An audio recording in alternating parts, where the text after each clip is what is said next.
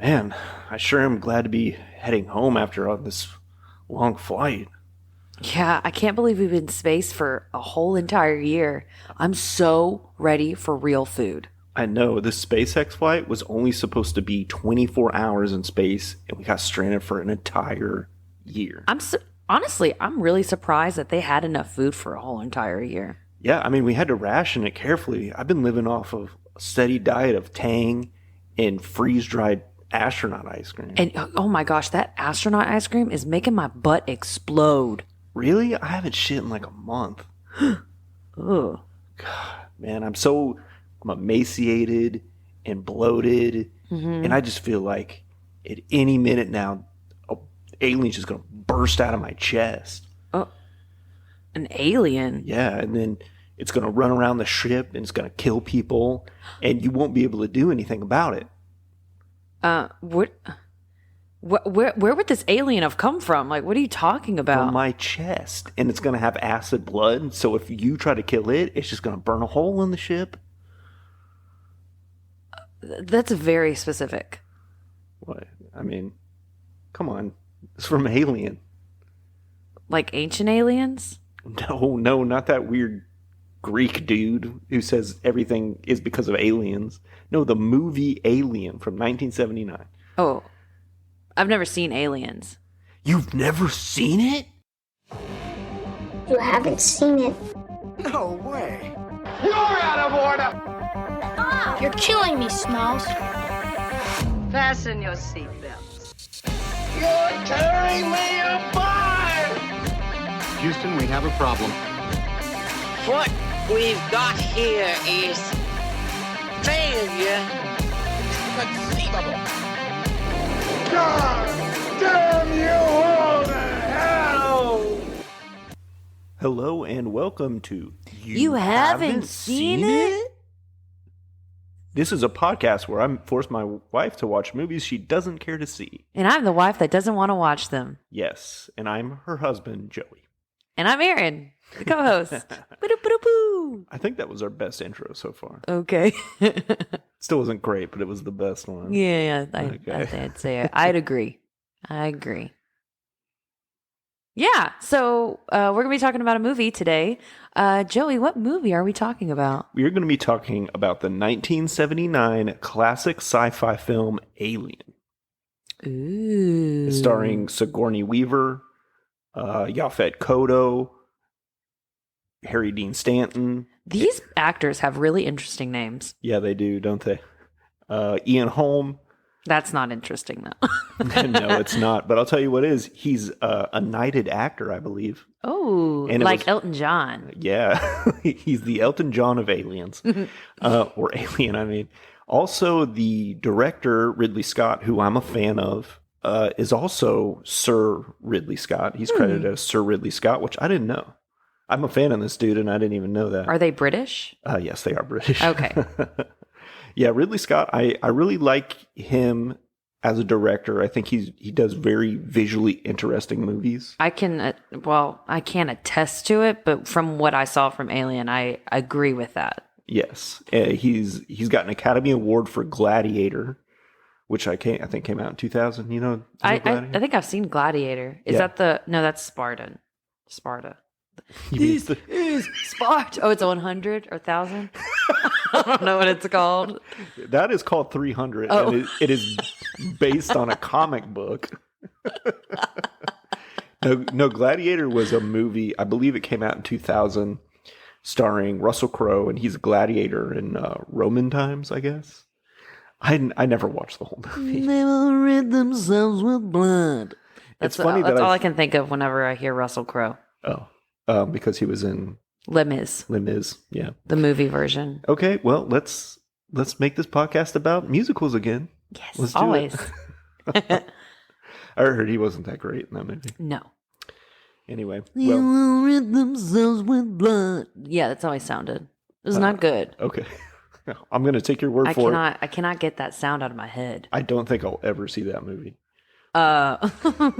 You will. Unless we do it for this podcast. That's the only way. Exactly. You're going to make me watch Les Mis? Yes, of course. It's on my list. All right.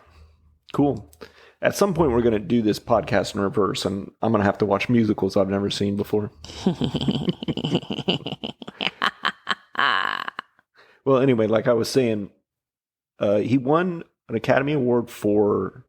Oh, wait, did he win it? Damn, I should have done better research. I don't know. Gladiator has Academy Awards. I don't know what they're for. But anyway, I've never seen the whole movie. I've only seen parts of it. And here I am saying, like, I love this director, and I haven't seen his most famous movie. But he's also directed Blade Runner, Black Hawk Down. What else? There's a few more. I don't know. Nothing comes to mind. I have no idea. And his brother, Tony Scott, was also a famous director. I don't know if he's knighted, but he's got some really great movies out there too. Days of Thunder, The Last Boy Scout, Man on Fire. So they come from a pretty talented family. That's awesome. Yeah.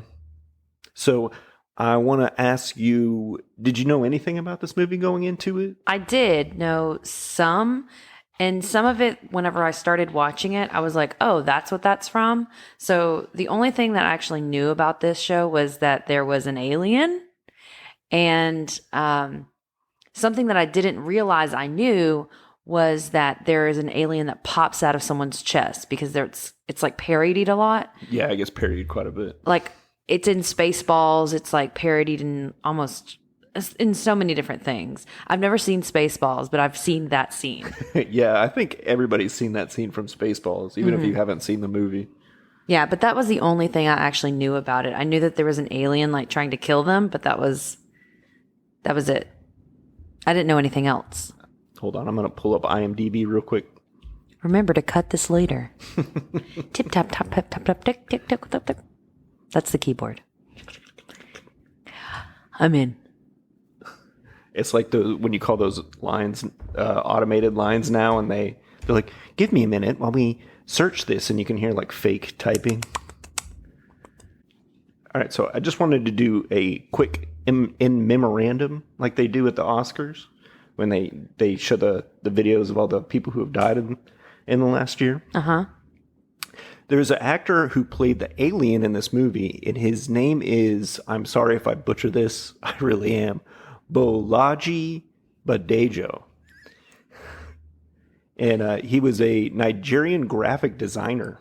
Oh, okay. Right? And he got asked to do this movie because he was 6'10" tall. Oh my gosh. I mean, the dude was huge, right? So he got to do this movie, and it was the only movie he ever did. But he was a very talented graphic designer. He studied in England. He studied here in America before he moved back to Nigeria, and he had a art installation there in Nigeria. But he also suffered from sickle cell anemia, and he died at the tender age of 39. Oh my gosh. So you're not far from there. Yeah, I'm 38. I can't imagine what it would be like to die in just 1 year from now. Oh It'd my be gosh. terrible. But I just wanted to do a little in memorandum on this guy. He did great work on this movie. Was he in all of the Alien movies? No, this is his only movie. Oh. Only movie ever. But it's scary I didn't know if as you were hell. saying like if he was in all of the franchise or just the first one. Oh, no, he just did the first movie, and that was it. I don't know who they used after that. But the alien is scary as hell, and he did a fantastic job. So is there anything else that you want to say about the movie? Did you have any expectations going in? I've heard really good things about it, and a lot of people love this movie. So I went into it being like, okay, this is a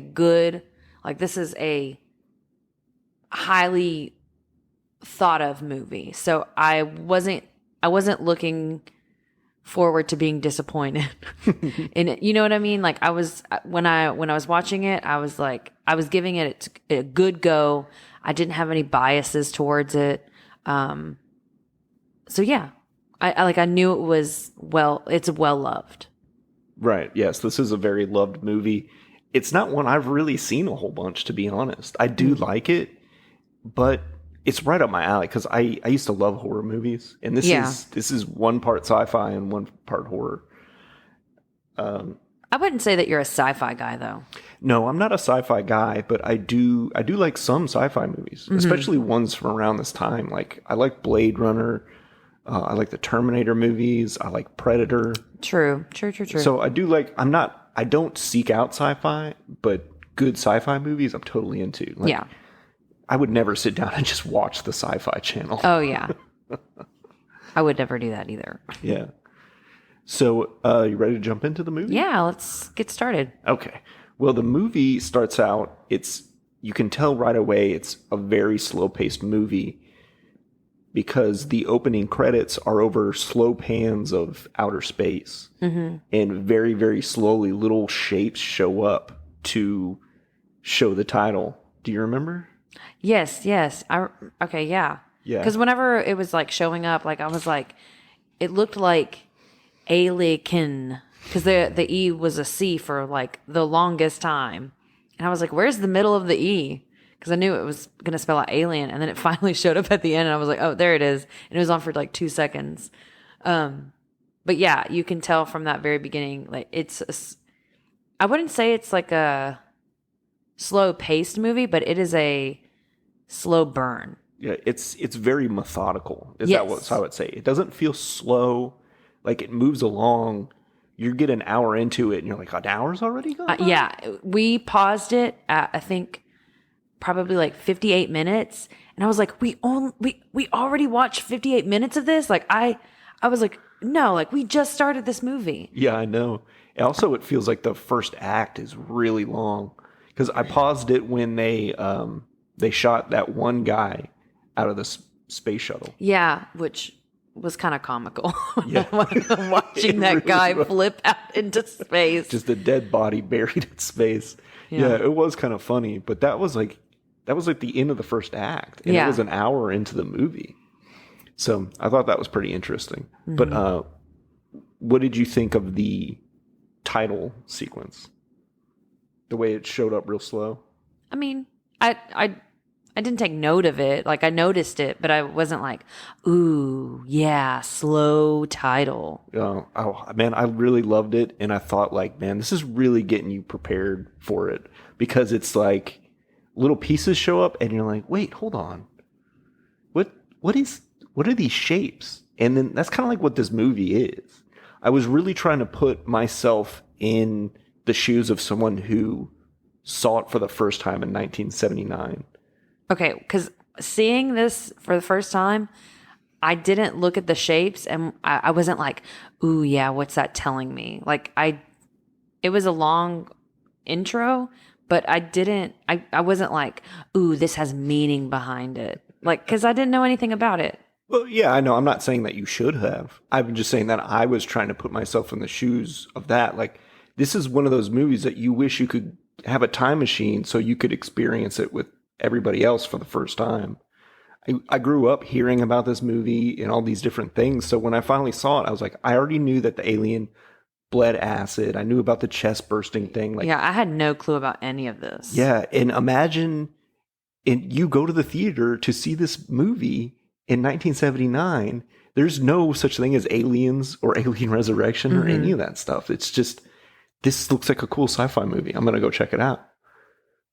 You know? Mm-hmm. Yeah. But I'm saying like the title is sort of a metaphor for it because you're like, what's going on with these shapes on the screen? So they're fading in real slow. Okay. Yeah, okay.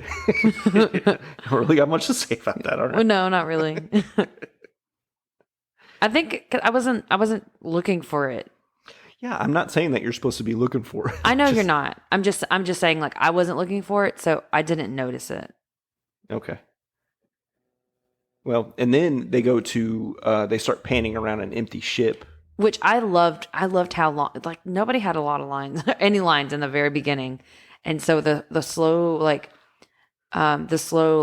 view of the whole ship, like showing the emergency helmets, and like it sets you up to be like, hey, like something's gonna go down. And these like this area is important to notice, because I was like, where are the people gonna be at? Where are the people at? Because you didn't see anyone for the longest time until they get to the pod. And so that whole panning time, I was just like, is the alien already on the ship? Like, I had no clue what was going on. I was like, the movie's going to pick up immediately. They're going to open up their eyes, or I don't know. I didn't see the people. So I was like, they're going to pop up and then be working on the ship and doing something. And then all of a sudden there's an alien there. Right, right. Yeah, I remember I was thinking during that part, I was, again, trying to put myself in the shoes of someone who'd never seen it, but I was failing at it because I'm like, somebody might see this and think that the crew is already dead. And this is happening. They're showing the end of the movie before they show the beginning of the movie. Because you know how they do that sometimes. Mm-hmm. Like they'll show the scene that's going to happen at the end. We're working on a play right now that does that in the show. Ah, okay. Heads up. Spoiler. Spoiler alert if you're going to see this high school play in Houston, Texas. But anyway, I just thought about that. I thought it was really cool. Ridley Scott, the way he makes the sets and everything. I don't know who builds his sets. Oh my gosh. The set and the props and the costumes for like the alien costume, that was amazing. Yeah, the alien costume was really cool, but the human costumes were just kind of like, they were supposed to look like they were a work crew. So. Yeah. Which, it was very, like, it was fitting for the show. I did really like the costumes when they, like, finally, like, after, so they wake up and they're pretty much almost naked. And the girls have just tape over their tits. And so when I was watching that, I was like, okay, that's a choice.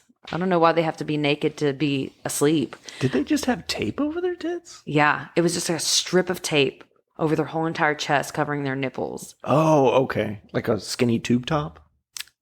Very skinny tube top. And then they had the little things on there. Like put them in a tube top. Like you don't need to just cover their nips. There's a bunch of things you could have put in. So, I'm not criticizing that costume choice, but they go from that and then they start putting on their regular clothes, like that go underneath their uniform.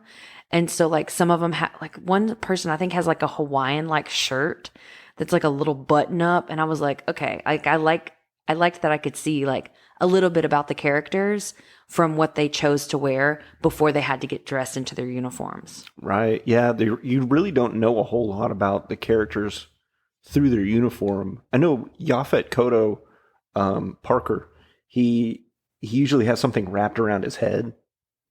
Right. And then Harry Dean Stanton is wearing like a veteran hat, one of those weird vet hats. Oh, the old guy? Yeah. Yeah. Yeah. So, but they don't really seem to do much with the costumes. No.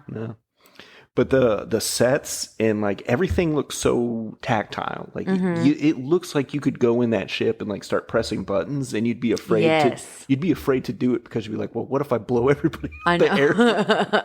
It really looked amazing, and the way he uses lights in his movie, I don't know anybody who lights like that. It's pretty crazy. There's lots of shadow, and the atmospherics of the show are phenomenal. So like there's like almost, it's not constant, but there's so much like steam or like steam. Yeah, they use fog. It's a foggy movie. I love fog. If you ever see a show at my school, you will notice that we love fog. So I loved that like atmospheric effect whenever they step out of the ship and the wind is blowing and you hear the sounds of it. You see the like even like I don't know what it was in like the wind, but it looked like it gave it texture in the wind. Mm-hmm. So it looked like particles were flying through. So you could tell like it was the wind was like crazy fast. So it feels like this crazy out of this world place that they go visit. Right. You're talking about once they're on the planet. Yeah, once they're on that planet, like the atmospherics of like the things going into the wind, right? Because it was so fast. The wind was really fast, so it was a cool effect. I really liked it because it showed me what the wind looked like. Because I could hear it, but seeing it made it 10 times better. Wow, yeah, that's a good point. I really like that. Yeah, they use really great atmosphere, and so much of the movie is spent on the ship. They have to get different areas to shoot in, because if you keep going to the same compartments of the ship over and over again, it won't feel like the movie's moving forward, you know? So they have to find different angles to shoot at in the same room, and different, like have the room that they're eating in is really brightly lit. and then other rooms are really brightly lit. And then there's that one room where Mother is. Yeah. They have all the blinking lights all over the wall. Yeah, they go out of their way to make each room look significantly different. Yeah. So, because they have to keep revisiting the same spaces over and over again. All right, so the crew wakes up and they're eating breakfast. And we get to know the characters a little bit.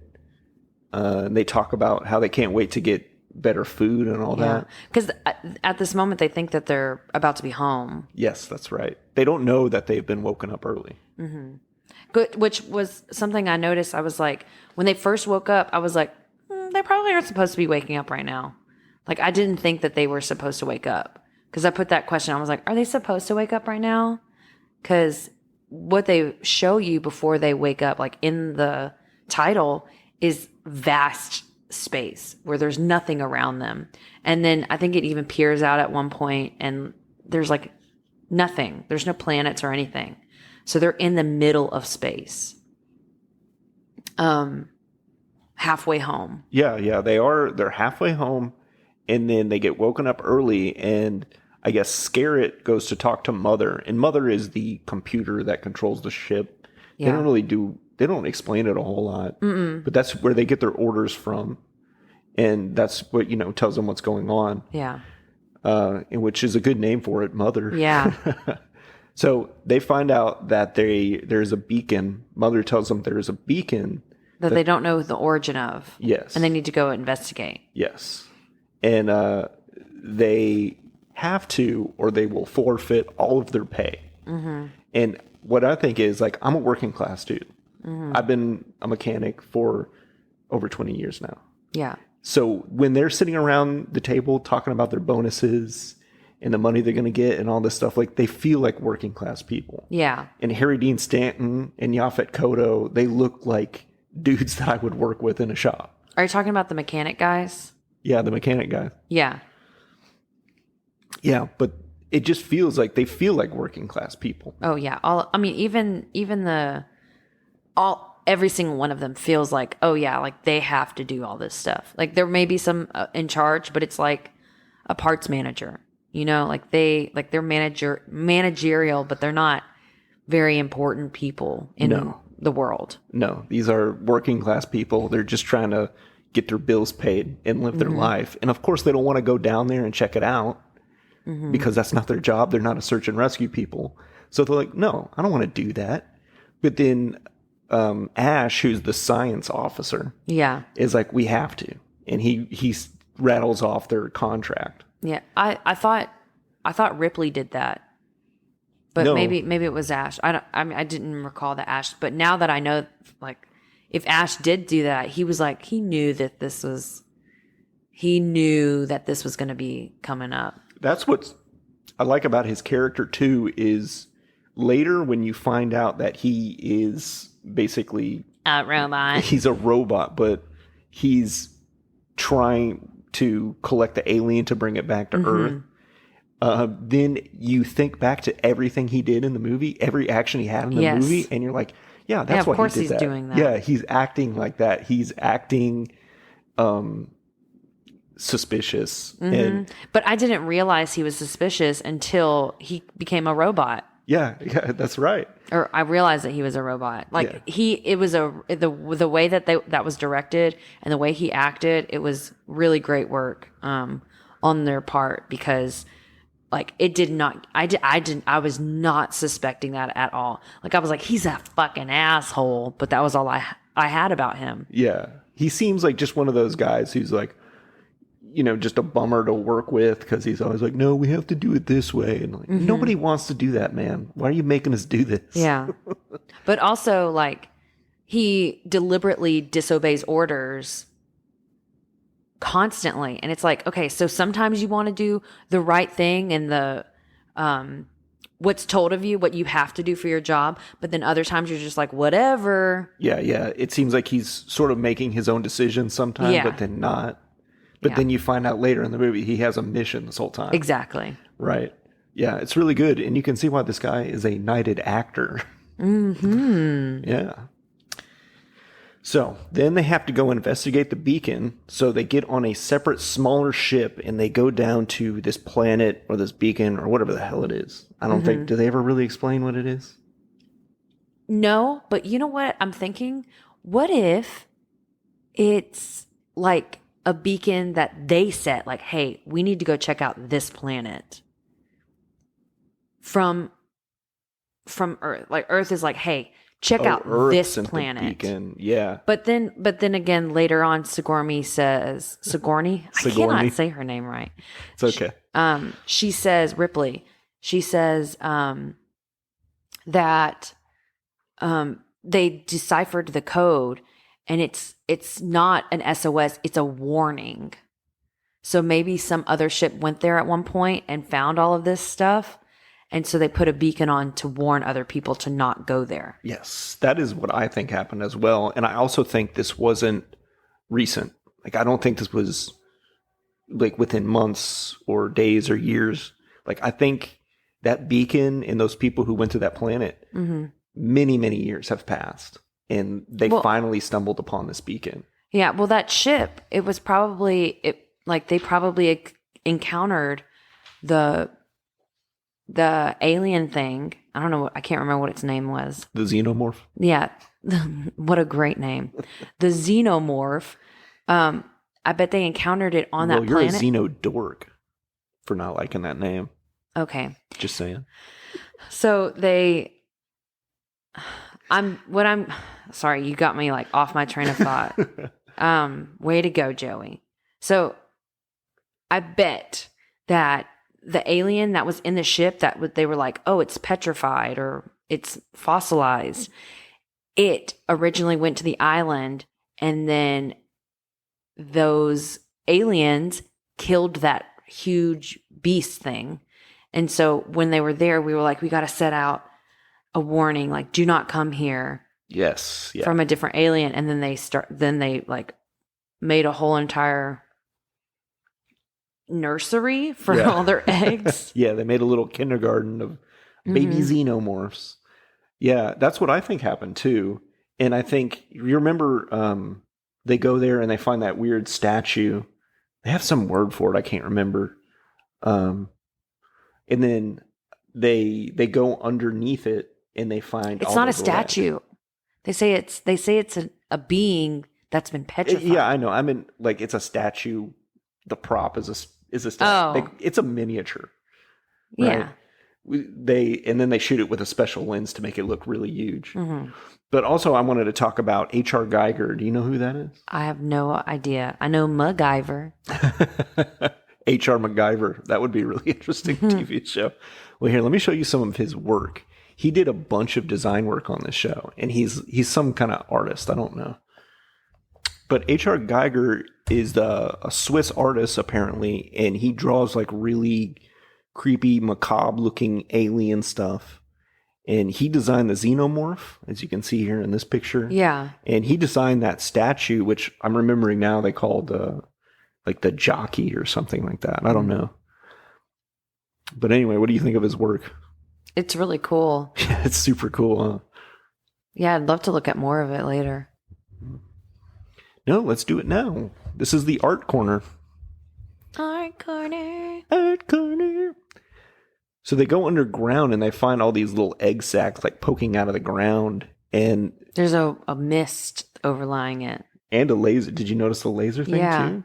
Yeah, I think they borrowed that laser from The Who or something. Like some rock band happened to be around and they're like, oh, can we use your laser? Oh, really? Yeah. But some people theorize that laser in the mist was how the eggs would know that somebody was there. To start hatching. Yeah, to start hatching because now they have a new host. Oh. Right? So that really... Because they have to have some being to host them. Yeah. Yeah, they have to have a surrogate. Question. Was the hole that they went into, was that in the chest of that person? Or that alien? Yeah. That's... Oh my gosh! They were a host. Yeah. It was foreshadowing. In a way. That's awesome. Yeah, this movie is so cool. Like the way that you get to kind of make up in your own head, like the little details of what happened. And you kind of get to decide for yourself, even though they are telling you, like, yeah, it burst out of the guy's chest. But later you'll be like, oh, or where the hell did they get those lasers? How long have they been on that rock or planet or whatever the hell it is? And yeah, that's just what's so much fun about it. It feels real in that. It feels like this could be something that happens. Yeah. This doesn't, it feels like it's hundreds of years in the future, but it still feels real. And like we could be there at some point. We'll both be dead by then. But yeah. That's something I really like about this movie. So they find out that when they landed that they kind of tore up their little dinghy, right? Dinghy? The little ship, the little small ship. Oh, okay. Yeah. I guess that's what the name for well, it. we heard our dinghy. Well, there's a lot of weird names for this show. You said the face hugger. Well, these are what people actually say online. Oh, okay. And they might have, like, the people who wrote the script might have referred to them in the script as face huggers or xenomorphs, but they never say it in the dialogue of the movie. Yeah. But this is what, like, and the fans of this movie, this is like the language that they use. Okay. Anyways, so I don't know what we were saying. Yeah, they messed it up, which everyone, like, they were landing perfectly fine. And then all of a sudden, at the very end, when their feet were on the ground, something happens. So I don't know what that could have been. Yeah. But they let us know that before they go investigate. But then the guy, he finds the egg sacs everywhere. And he's sort of investigating them. And one pops out and latches onto a spacesuit, and they don't really show much of anything. Well, he has this huge helmet on that it eats through the helmet. So how could they not have known that it had acid in it when it ate through the helmet to attach to its face? Because the helmet was like melted around the face hugger. Was it? Yeah. It looked melted to me. Well, they didn't see it happen, so they wouldn't have known that it was acid. Yeah. But I mean, the thing must be really strong if it can, crash through that thing and that can hold up to the vacuum of space. Yeah. The facehugger must be pretty damn strong. Yeah, but also, like, it didn't look like it was just crushed. It looked warped because it was melted in some type of way. So it's interesting thinking about, like, how that could have happened. Right. They don't show much of it, so I don't know if it looked bad. They showed it like they showed the facehugger hitting the helmet, but then they cut away real quick, and they don't show us again until they're inside the ship. Yeah. But then the next part is that they take the guy back to the ship, and they go into the airlock, and they're like, let us in, this guy's hurt. But Sigourney Weaver's character, Ripley, is like, no, you guys were attacked by something, and you have to be quarantined. You have to be quarantined. And they're like, let us in, this guy needs help. And this is such a really important character part for Sigourney Weaver, because we say like, oh, she plays by the rules. Yeah, not only does she play by the rules, she's very level-headed and calm, and she makes rational decisions instead of emotional ones, right?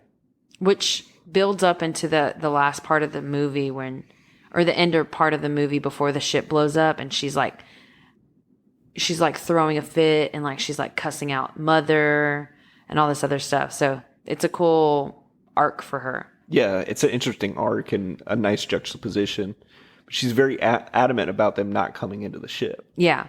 And then Ash just pushes the button and overrides it, which I don't know why you would have that. Well, he's the science officer. That's the excuse they always use it. Well, he's the science officer, so this and they always say like, well, that's his jurisdiction or something like that. Yeah. But you also like you're watching it and you're like the viewer have sort of a struggle. Like, do they let these people in? Or... Oh no, I was like, quarantine them, quarantine that bitch. Don't let it in. That's exactly what I thought. And whenever Ash let him in, I was like, you're a dick. You're a robot dick. So you didn't think at all about helping that dude? No. You're like, fuck all three of them. Well, I mean, yeah. I mean, like, they went out, like, quarantine. Well, Quarantine. I guess you're a better Ripley than I am, because I was like, I'm torn at that part because we don't spend a lot of time with those characters, but they do seem like likable people, and they were just doing this thing like they're not a search and rescue. So Yeah. I was just like, well, I mean, but then when Ash turns, you think back on that part and you go, okay, That's exactly why I let him in. yeah, Because exactly. he knew. Yeah. But I was with Sigourney, whatever the fuck her name is, Ripley. Ripley. Yeah. I was with Ripley. Like, keep him out. So Because if nothing happens, great, they can come in. But if something happens, you're safe. Like what she said. Kill 3 for the safety of the mass. Yeah. Exactly. That's how I am. Yeah. So you were totally on board with her character. Okay. I liked her character a lot. Yeah, she's great, and that's She's a great actress. Yeah, she really is, and she was almost pretty much unknown when this movie came out. This really blew her up, and I read online that her and Meryl Streep were up for the role. Oh, really? Yeah, and like, imagine how different this movie would have been with Meryl Streep. Oh, yeah. It would have been way different. Yeah, still would have been a good movie. Yeah. Because she can knock anything out of the park. But apparently her husband had just died. Oh. So she's like, I can't do the movie, So Sigourney Weaver got it, and this guy had to die, but at least she became a huge Hollywood star. All right, so they hustled the guy over to the infirmary, and they're trying to figure out what they're going to do. They don't know what this thing is, how they're going to get it off of his face. Yeah. And then when they start trying to pull it off of him, they're like, it's going to rip his scalp off. And I was like, just pull each finger at one time, one at a time. But I guess they realize it's super strong. Yeah, it's super strong, and it's alive. It's a living thing. So once they start messing with it, what could it do? They're pretty much at a complete loss as to what to do about it. Yeah. You could have left him out the ship. Something else I wondered is, okay, so you have all of this technology, but you don't have a way to get help for people in that little space before they go out into the world. So when they go into that, I don't know what that room area is, when they I'd just say it's an airlock. Oh yeah. So the airlock chamber, you have no way to get them medical help if they're in that airlock and they need to quarantine. How can you also, sometimes they might need medical help. There should be a way for you to be able to give them medical help while they're still in that chamber. Yeah, that's a good point. I guess you could just chalk it up to the fact that they're a mining crew or whatever. Yeah. But still, accidents happen, even in a mine. Yeah. Yeah, that's a really good point. Yeah. All right, so they get this guy in there, and they don't know what to do about him. They try cutting his the finger, one of the fingers of the face hugger, and it bleeds acid, and they're like, oh, it's going to go to the hull, but it doesn't go to the hull. It's smart or something? With the acid? Yeah. No, I think it's just they didn't spill a lot of it. Well, no, they say it stopped itself. Oh, I don't know. I didn't think, maybe it is smart.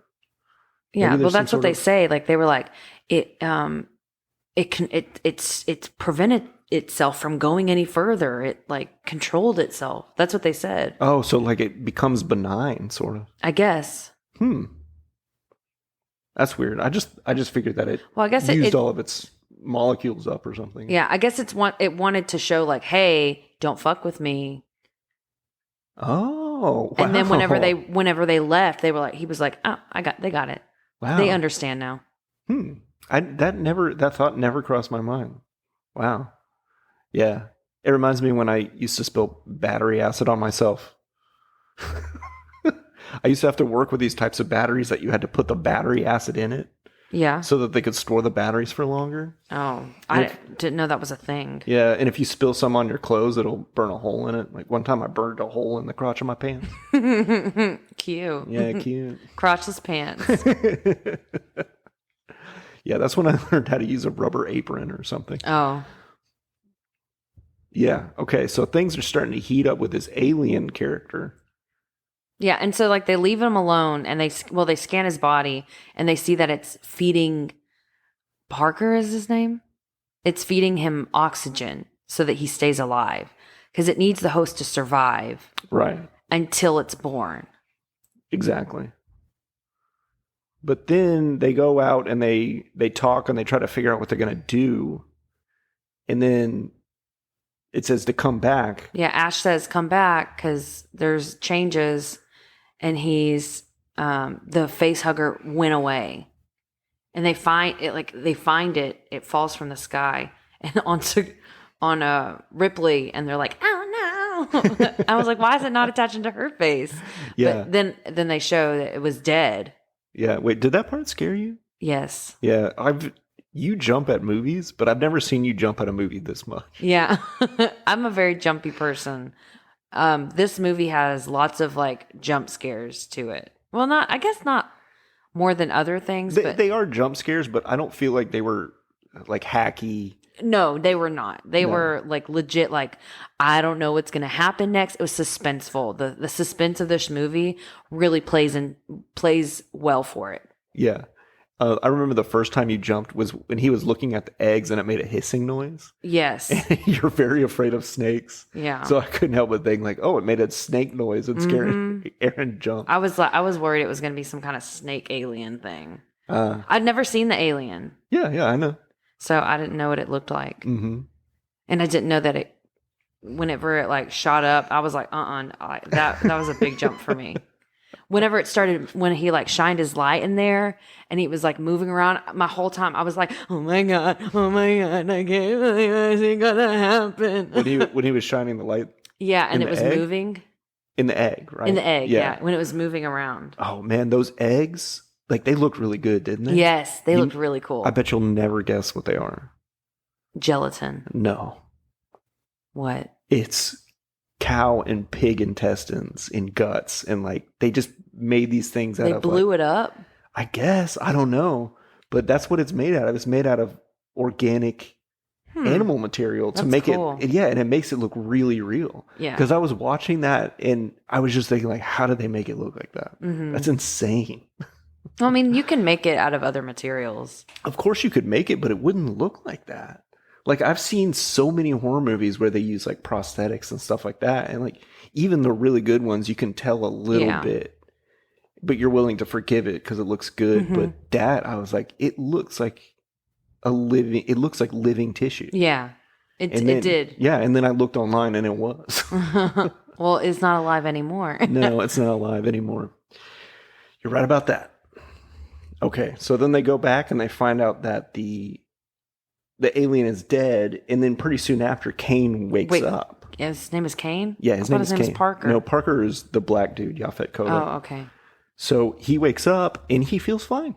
He feels absolutely fine. So, like, let's have dinner. Yeah. Let's forget this whole crazy thing. We're heading home. And the thing that I caught, I don't know if you caught it, but when they first had breakfast, Kane was like, oh, like this food is disgusting. He kept talking about how horrible the food was.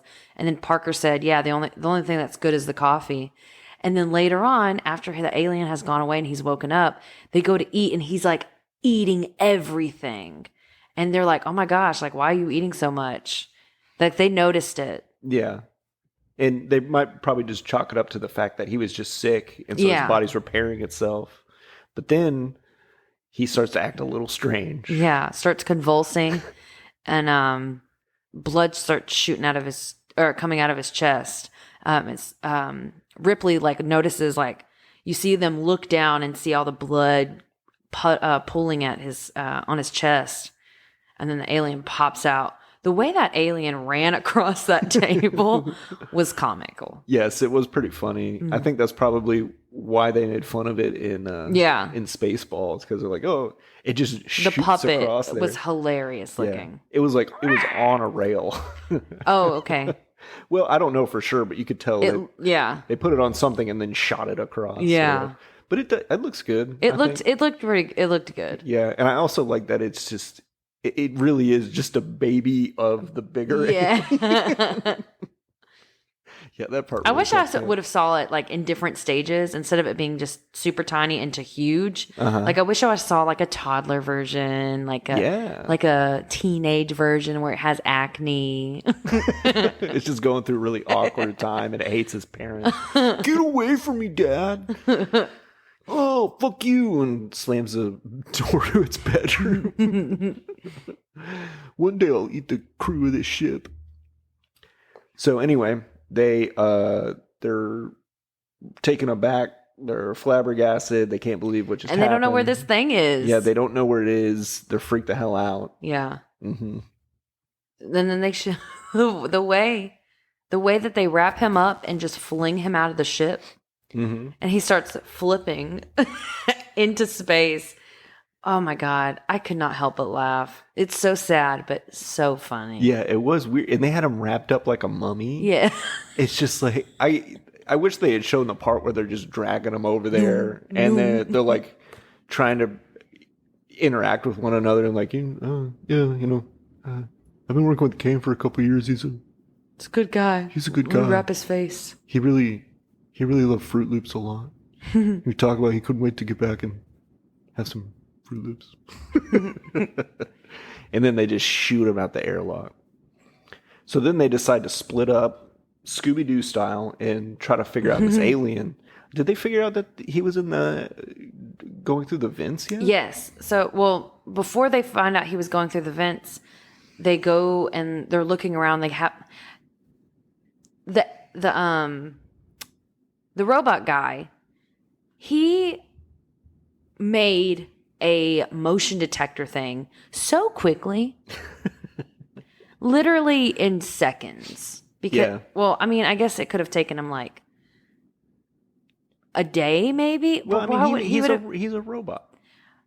Yeah, but we don't know it by that point. So whenever he made that, he was like, "I made this," and he had multiple of them. Yeah.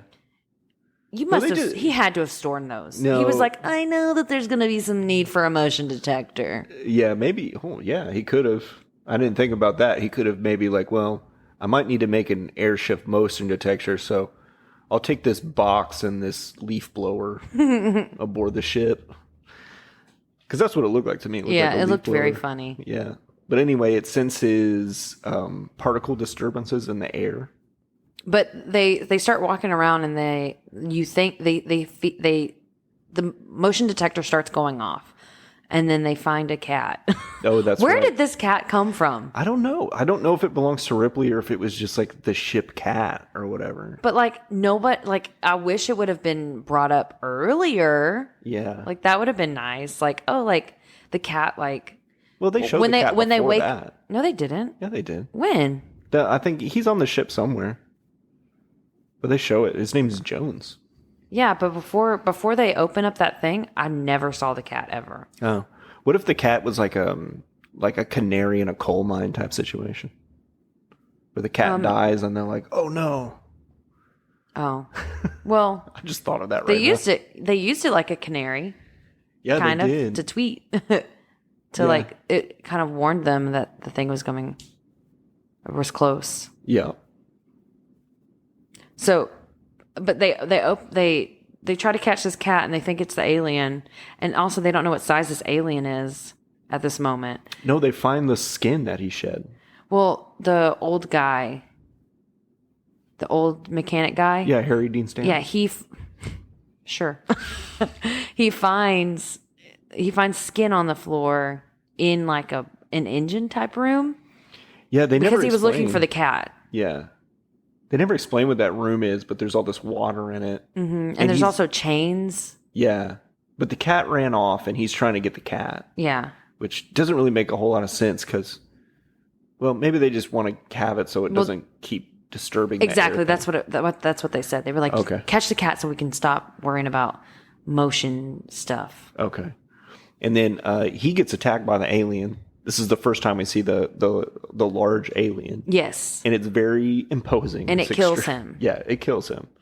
It's very intimidating. They show that he's got like 2 mouths. 2 mouths, yeah. Yeah.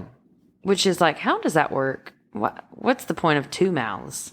Do they both chew? I don't know. I think H.R. Geiger was like, it looks cool. It does look cool. It does look cool. So then they meet back up and they decide it's using the air vents. So they send Tom Skerritt up there, who's played a bunch of dads over his career. So he's kind of like the shit dad. And he's like, damn it, I'll go up in the air vent. Oh, yeah. You know? And I don't understand why they think flamethrowers are going to work. Because they were like, oh, well, animals don't like fire. That's what they say. Oh, so they're going to use it to force it into the Yeah. airlock. Okay. All right, cool. Well, not force it into the airlock, but force it into a certain... force it into the airlock eventually. So pushing it out. Yeah, and then he gets killed there because the alien tricks the motion things. the motion things, right? So we're finding out now that the alien is a little smarter than they think. It's Yeah. not just a dumb animal. It can have logic and things like that. Also, they find out that he's dead. How? Because I know that they're on an intercom, but then he goes in to that space and gets the fire thing. Like if I knew that thing was in the air vents, I would not go in the air vents. Like, why would you go in there? Because he had the flame. He went and got the flamethrower. Parker did. Yeah, because Parker or Dallas? Tom Skerritt, the dad? The black guy. The black guy. Yeah, he comes out and he's like, I got the flamethrower. Oh. That was all that was left. Oh, yeah, that's right. There wasn't anything left. Yeah. Yeah, well, in the director's cut, I've never seen the director's cut, but I read about it online. Later, you see Tom Skerritt's body, and it might be used as an egg sac or something like that. Mm. And they don't even tell you whether he's dead or not. He could just be unconscious and a host for the alien bodies. Oh. So that was something they were planning on explaining, but I guess they had to cut the movie down. Mm-hmm. So this is the part in the movie where Ripley decides that she's going to take charge. She's sick of everybody fucking around. Yeah. She says, shut the... she didn't say shut the fuck up. She says, shut up. Or she says, Parker, shut up. Something like that. Because they kept talking over her. And it's like, stop fucking ignoring her. Because she is the only one that has fucking reasonable. But you keep fucking ignoring her because men can't listen to women. Well, it's funny. What's interesting about the first part of the movie where we see her, like, she's not really trying to take charge or really be involved in anything. She really seems aloof. Mm-hmm. Well, she seems like even like when they go to the ship and she's inside, she's like, well, let me go check because I got a warning signal. She goes, let me check. And they're like, no, don't go check. No, I thought they said like you can take a listen to the transmission if you want. Yeah, but they didn't. They said when she said that it was a warning, she's like, "Let me go tell them it's a warning." And they were like, "Oh, well, by the time you tell them it's a warning." Well, that was Ash, who we now know has had an agenda the whole time. So, yeah. But she really doesn't. Up until this point, that was the only time she took charge was when the Kane and Dallas were off the ship because those were her commanding officers. And she's logical and she does things by the book. Yeah. Right. It wasn't really her being like, I'm in charge now. It was like, this is the right thing to do. Yeah. These are the rules, but I'm also in charge. Yeah. Yeah. And then here she really does take charge. Mm-hmm. And she's like, I'm not going to stand in the background anymore. Like, people are going crazy, and that's why Yaphet Kotto, one of the reasons he keeps interrupting her is just like, he's kind of losing it a little bit. Right. Mm-hmm. And she tells him to shut up. Yeah. Right. And then after she tells him to shut up the second time, he's like, okay, I'll listen. Yeah. But I read online that Ridley Scott told Yaphet Kotto to annoy her off screen. So when that scene happened, she would have a little bit more animosity towards him. And it would be easy for her to tell him to shut up. It was good. Yeah, yeah. The way she said that, I was like, yeah, take charge. Yes. It's really good. It's one of the most memorable parts of it. Like, that line, and then what's another line? What's the other line that's... Shit, I don't know. Anyway, I thought there was another line. So she takes charge, and then she's starting to feel a little bit suspicious of Ash. So she goes to talk to Mother. And every time they try to put something in, like asking questions, they get told like that they don't have enough information to compute it. There's not enough information. And then they put one other thing in. I think they override, I guess, or something. And it says like, I don't remember what the message said, but it was something along the lines of, it is the privilege of the doctor people. I don't know what he was. The science officer. Yeah. Yeah. And then this is another part where you jumped, where Ian Holm like leans over. How did he get in there without the door opening? He's a robot. Every question you have about Ian Holm's character, he's a robot. He's a robot. But he pops up out of nowhere, and it was very surprising that he was in there. Yeah, and he's not trying to hide it at all at this point. He's like, you found me out, but we're already headed back to Earth, so there's not really much they can do about it. Yeah. Right? And then he tries to kill her. Yeah. And I love it when he goes berserk, because it's just like, even the robot like logic is not adding up for him anymore. He's really starting to lose it. And he rolls up a magazine, tries to shove it down her throat. Yeah, somehow. It was very weird. Yes. It was very like, it's weird torture serial killer type of thing. Mm-hmm. Yeah. And then Parker and that other girl, they find them and then kill or destroy the robot. Yeah, they kill him. They knock his head off. They hit him with stuff and all this weird. That was a weird. Sorry, that was a weird prosthetic. The head, especially when it was off, and then you could tell like when they cut to it being his actual head, so that he could actually talk. Yeah, they stuck his head through the table. Yeah, and then when they go back to the other one, it's so like, oh my gosh, you can. that was not the best special effects. Well, I thought it looked pretty good for 1979. Oh, I don't know how film would look. Well, yeah, I mean, but still, I mean, they've digitally remastered this movie. It's in 4K on our 4K television. Yeah. But I always see stuff like that, and like, yeah, you can tell, but also at the same time, it's like, you got to give it up. Oh man. yeah, I don't mind it. Yeah, I know you I don't. noticed it.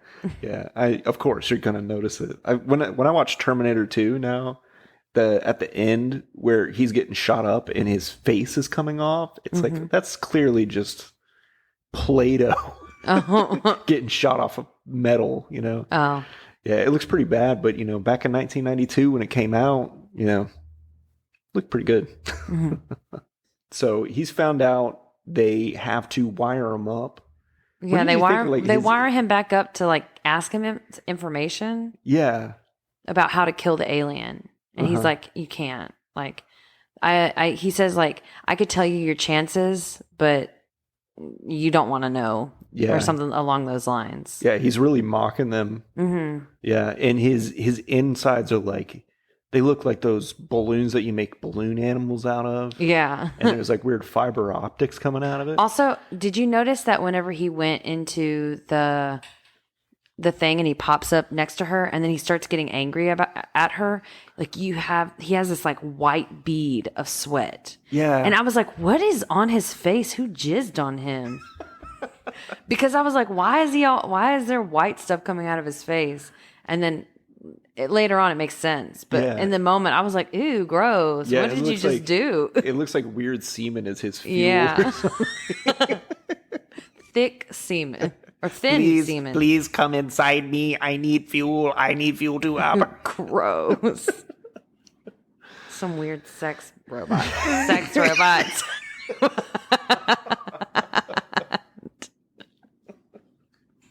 Sex robot. What does he want? He wants to kidnap an alien and take it back to Earth. The plan now is they are going to... They're gonna explode the ship. They're going to escape. All three of them are going to try to escape into the escape pod and blow the ship up. Right. And they have to go get supplies. Yeah. What do you call that? Life support supplies and stuff like that. And we already know that their little dinghy is busted up from trying to land on that rock. Yeah. So they're working on getting the supplies, and both Parker and that other girl are in this one, that first space that old guy died. Right. And they both die. Yeah, they both get eaten by the alien. The girl gets eaten by the alien. He's like, no, he's behind you. Da, da, da. Run away, Parker. Why are you still there? I don't know. Maybe he wanted to kill it. Like, he really did seem like he just wanted to kill that damn thing. Like, he had a grudge against it at that point. Yeah. But anyway, Ripley has to set the self-destruct thing on the ship. Yeah. Right. So they only have 10 minutes to get to the other ship so that they can leave. So before she even like sets it up or anything like that, they're going to grab supplies, and she finds the cat.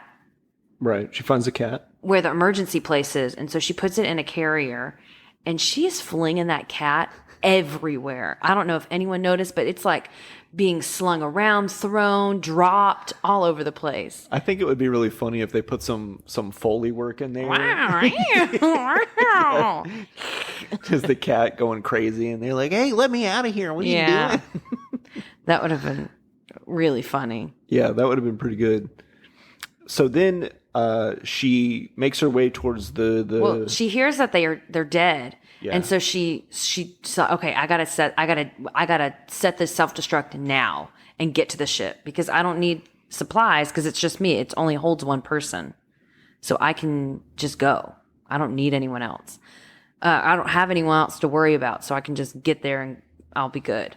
So she sets it up, and it says there's 10 minutes until it self-destructs. 5 minutes until you can of time that you can cancel it. So she sets it, which is a weird way to set it. Like there's like these tubes that come out, and she's like twisting things and like. But again, it feels right somehow. It does feel right. Oh, I'm not saying it looked really cool. It was weird, but I was like, that's exactly how you set up a self-destruct system. Every cruise ship I've ever been on has one of those. Cruise ship? Yeah, cruise ship. It has these little baseball bat tube things that you pull out of the ground, and it'll start the self-destruct thing. Oh, okay. I guess I'll never get on a cruise ship then. Yeah, don't. So she sets them up, and she grabs the cat and starts flinging it down the hallway, where she sees the alien. Yeah, she comes across the alien again, and he's blocking her exit. Yeah, blocking the exit. So she's like, oh shit, I got to go and turn it back off. Mm-hmm. So she runs back, and it's literally a second too late. Yes. So then she starts flipping out about Mother. Like, I think she calls her a bitch.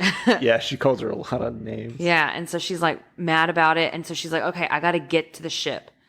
And so also, whenever she sees the alien, she drops the cat and then runs back. So you're like, it slowly pans on the cat with the alien behind it. Yeah, you really think the alien's going to eat that cat. Yeah, but he doesn't. No, it doesn't. I guess it doesn't like the fur, maybe. I guess.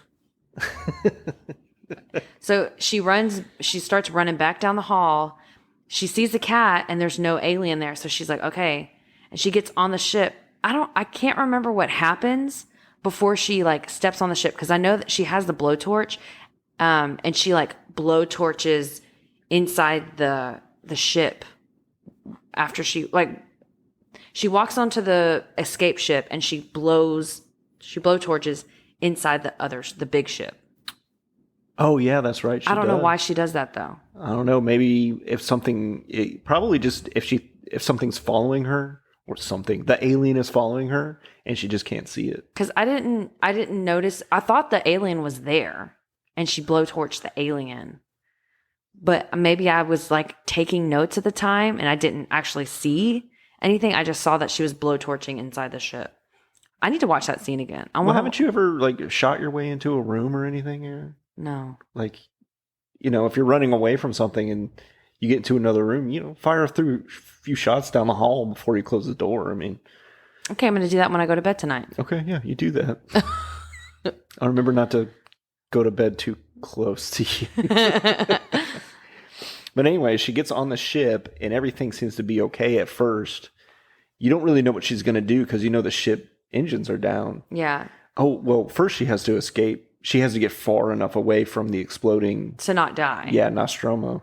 So she gets on the ship and she she's like, okay, let's go. So she sends herself off, and then she doesn't even buckle herself in though. She just holds on to the seat belts. Well, she's got to hurry. Yeah, but also like if you're going so fast, like because she was like pushed back. So I was like, how is she able to hold on to herself to stay in the seat? But she gets away from the ship far enough and it explodes behind her twice, which I don't know why it did it twice. Who knows? Just a choice they made. So it explodes twice, and then what happens right after? I can't remember.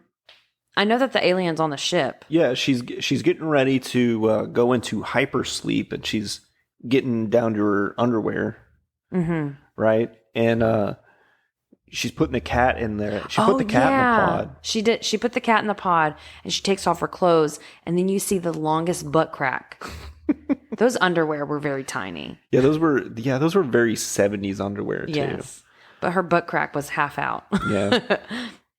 So she's taking her clothes off, and she goes to like a wall, and she notices the alien's hand pop out. Yeah. But is the alien awake? I don't know what's going on at that point, but it seems like it would have just like, maybe he just went in there and he's like, I'm tired of eating people for the day. I'm just going to go hide and take a little nappy nap, But like his hand sort of just falls down, too, and she notices it, and then she freaks out, and she goes and very carefully puts on an astronaut suit. Yeah, right, because because she's gonna try to get the thing out. Mm-hmm. So she puts on the alien or the astronaut uniform very carefully. Yeah, because she doesn't against want the wall. Yeah, she doesn't want the alien to see her. But I don't know how it didn't see her. I'm not sure. She was literally on top of it. Yeah, but it's good. It's really suspenseful. It's Yeah. really good, and you can tell that she's really scared, but she's still trying to be collected. Yeah, collected, and she's her logical, badass self. And she starts singing, what's that song? My Lucky Star or something like that? I don't remember what song it was. No, it was something like My Lucky Star. Maybe it was a popular song at the time. But anyway, she's singing that, and apparently that was ad-libbed by her. Like she really? did that, yeah, and which I thought was really good. Really nice choice. And Ridley Scott liked it so much that he made the studio get the rights for that song to be in the movie. Which I didn't even know. I didn't know if you sang a song in a movie oh man, that's pretty crazy. You could just sing it a cappella and you still have to pay for the rights. But anyway, she's singing that and she's getting herself buckled in. She puts the helmet on and then she steps out of that little room and then she goes to sit down and buckles herself in. I don't know how she gets the alien off the wall though. It seems like he just comes down on his own. Yeah, I guess so. I don't know. But also she has like a little shooty thing, like a little grappling hook or something like that. And she lures him out, gets him to stand by the door and opens the door, blows him out the airlock. And she shoots him with the little hook thing. Yeah, well, he grabs on and then she shoots him with the hook to get him out of the place. And then the door shuts. Right, yeah. And the alien is still there. And so then she pushes the jet engine to like blow the alien off.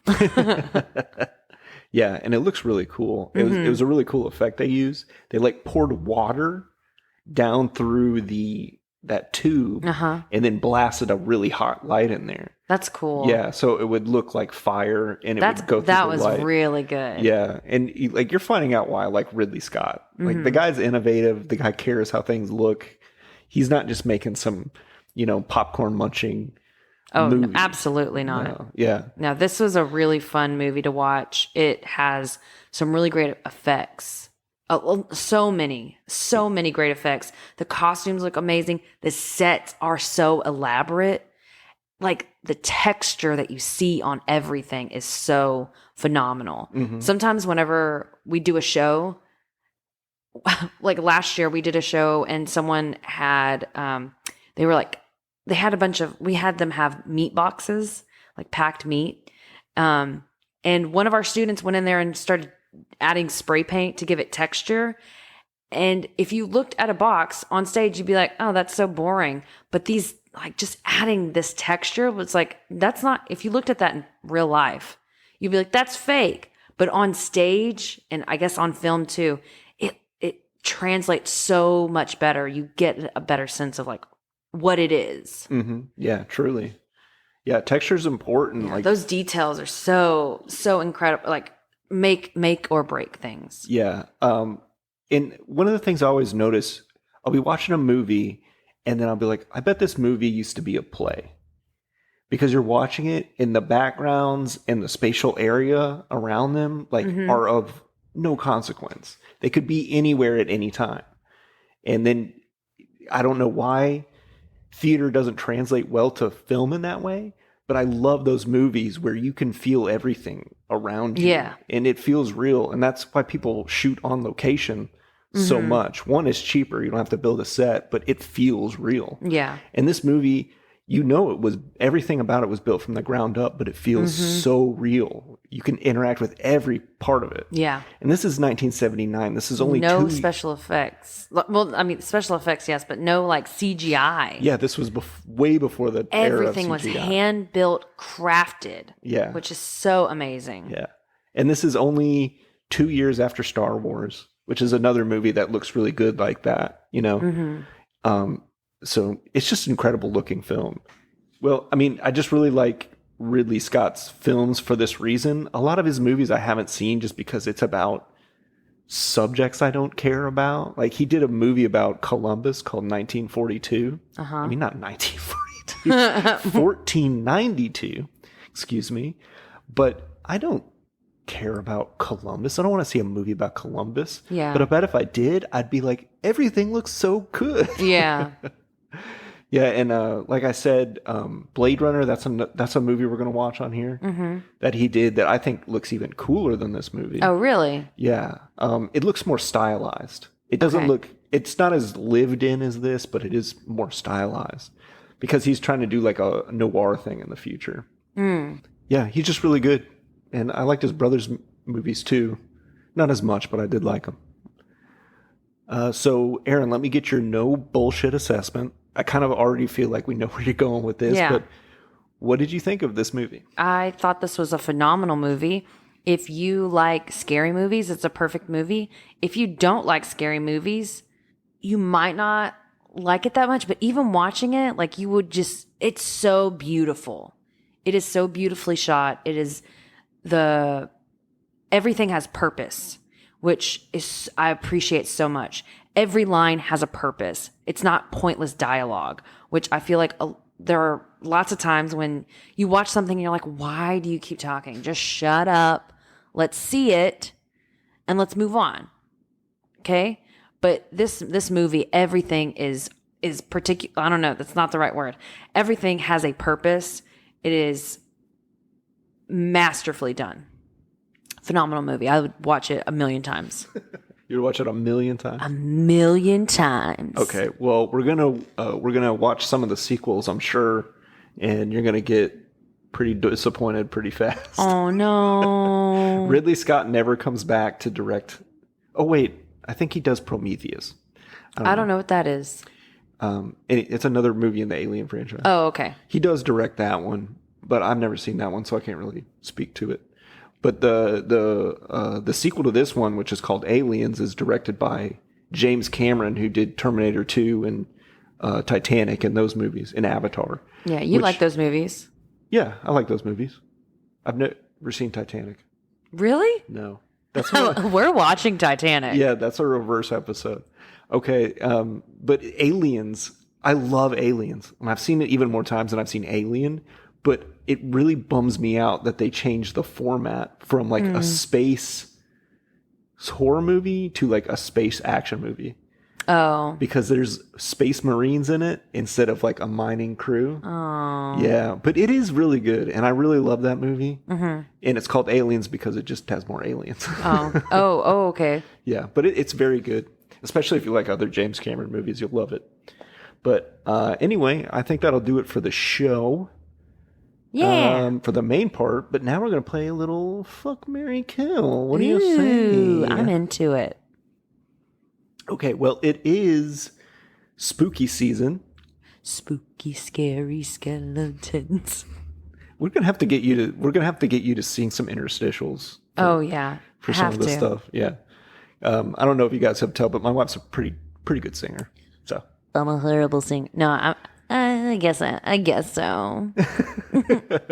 I can't sing, but I can beatbox.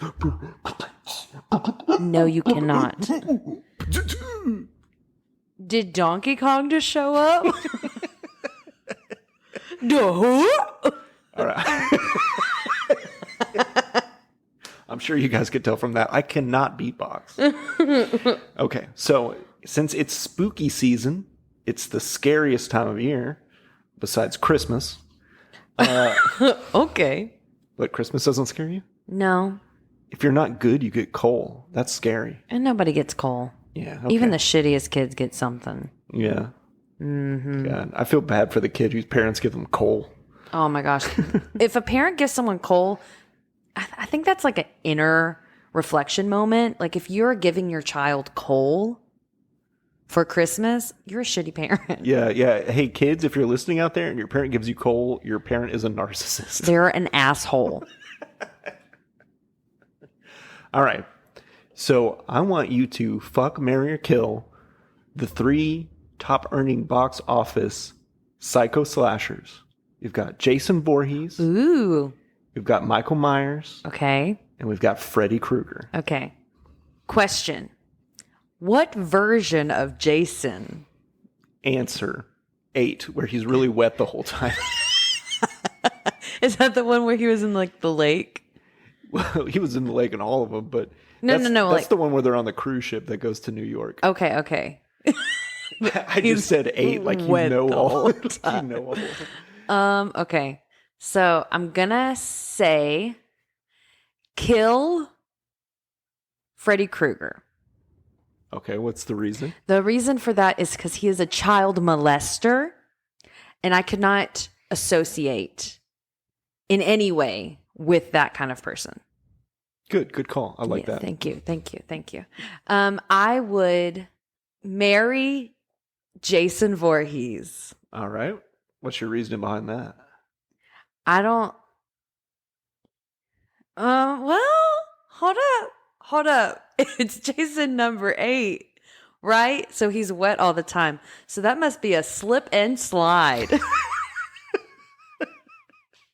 So I would fuck Jason, marry Mike Myers, because he's like the most average guy Mike Myers is the most average guy? of the 3. He's not like dead.